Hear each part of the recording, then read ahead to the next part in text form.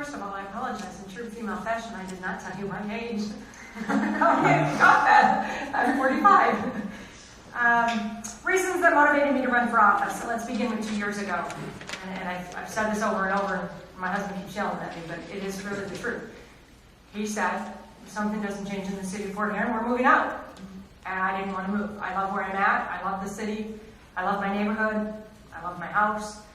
I was born and raised in Port Huron Township, but I've lived in Port Huron my entire adult life, and I really, truly feel that Port Huron is just a wonderful place and has the opportunity to be far better than what it is 2 years ago and what it is now. So basically it was move or become involved, and I was very concerned with the direction the city was headed. I likened it to being at the tipping point, and I felt that the city was either going to continue to slide down that slope to the point of no return and become the next Flint or Saginaw, or we could band together, fight, and make it something very wonderful and truly beautiful, and what we all know it has the potential to be. So that is why I got involved 2 years ago. I think, though, we have stabilized in some areas, we've improved in some, there's some that we have not, and I think there's still a lot to be done. As I said, I've enjoyed it. I think I've learned a lot. There's a lot of things I thought I could do 2 years ago that I've learned that I can't.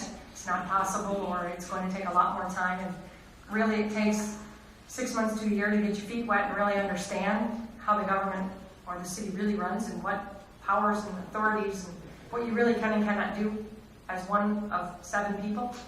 So I think now I have a very, very good understanding and a very good grasp of where we've been and where we need to go. I've been concerned that there's been no, what I view as a real plan for our city. We've got this group who wants a transit center, not saying any of this is good or bad, and we've got another group who wants a casino, and we have another group who wants to revitalize downtown, and we talk about malls, and we talk about all these different things, but do we really have a vision and a plan for our city? Do we really know where we headed and where we want to be? Is it tourism? Is it international trade? What is it that we really want to be and become? And I think we need to pinpoint that and work together and have maybe a cohesive partnership between all of us to get to where we really, really want to be. So that's kind of why I'm involved.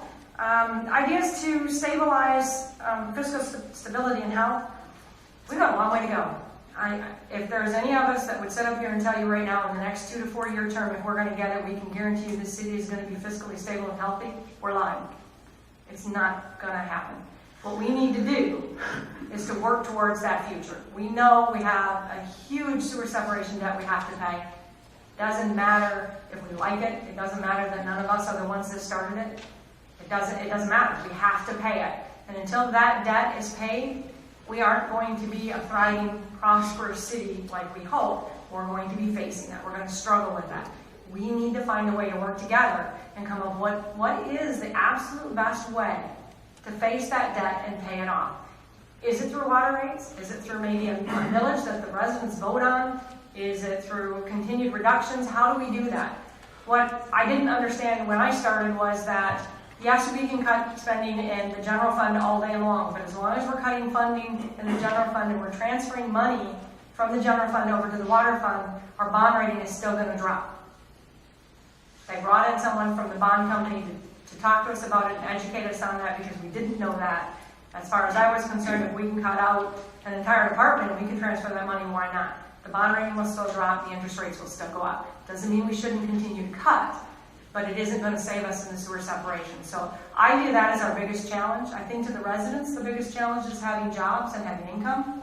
But to the city, the biggest challenge is how do we face paying off that debt so that we're not looking to all of the residents continually and saying, give us more so we can pay that. We have to find a way to do this that is acceptable to everyone. We need to spread that out, figure it out, maybe argue with the state about spreading it out farther and our repayment terms being a little longer.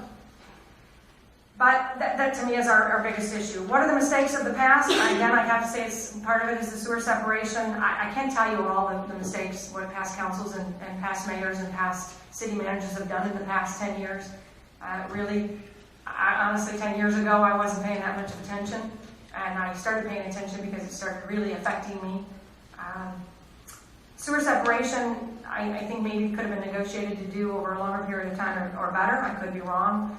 I think we've had a lot of changeover, and we've had no continuity in the city. We've had continual change in city managers. We've had continual change in city councils. We don't have a vision. We haven't stuck together. We haven't worked together.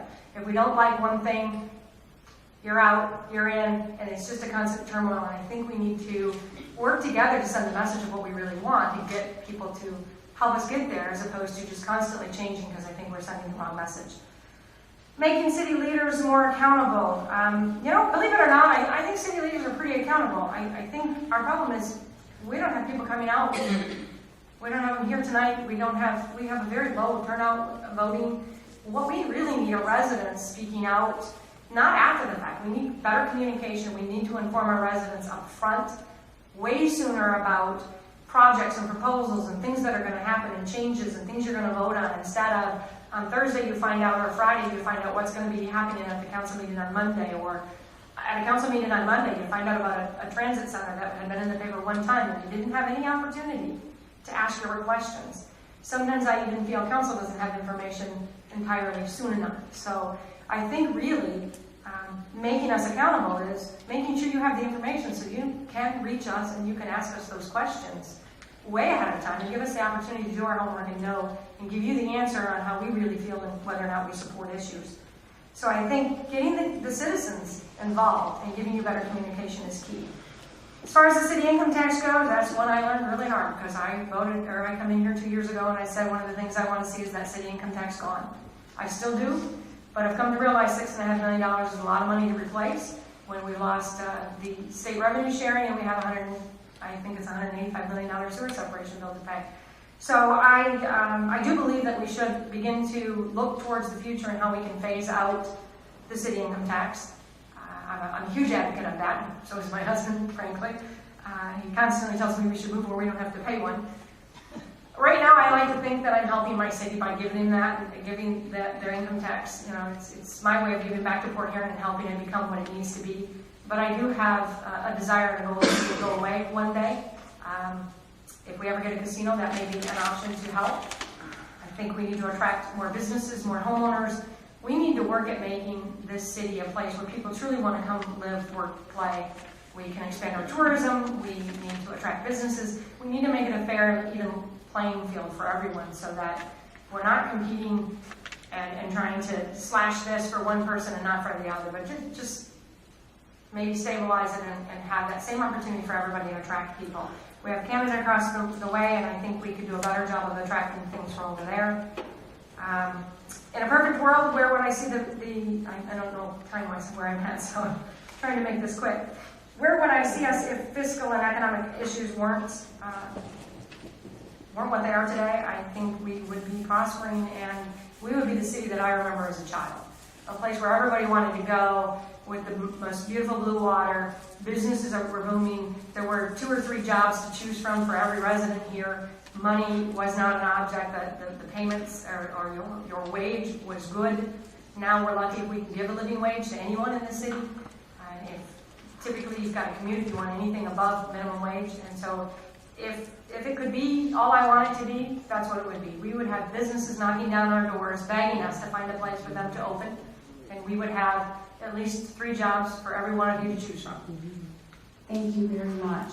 Audience, if any of you have questions, we'll take 3 minutes and do some questions. Yes, sir. I apologize if this is the right form of this question, but I just wanted to know more about what this sewer separation problem is. What are we separating from? Is it just a debt that we owe, or is it separating from another community? Can you explain more of that to me? Sure. I will, since I was the one speaking. The city was mandated to separate the sewer from the regular drain water, so that our sewers and our water were separated. So basically what has happened is over I think it was 15 years that we had to do it. And we had to separate both of them. We've entered into bonds through the government that allowed us to borrow the money to do it in the time frame that they allowed us to do, and we pay interest on those bonds. So basically that debt that we're looking at is paying back the cost of separating the sewer from the rainwater. The storm. Thank you. I knew that wasn't coming out right, but I couldn't think of the right word.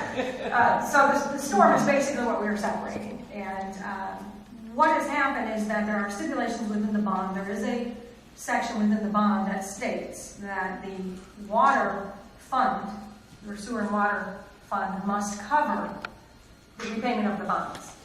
It specifically states that we can't take, not that legally we can, but that our bond rating will drop and it will cost us interest if we borrow from or transfer money from our land fund or from our lease fund or from our general fund and transfer over.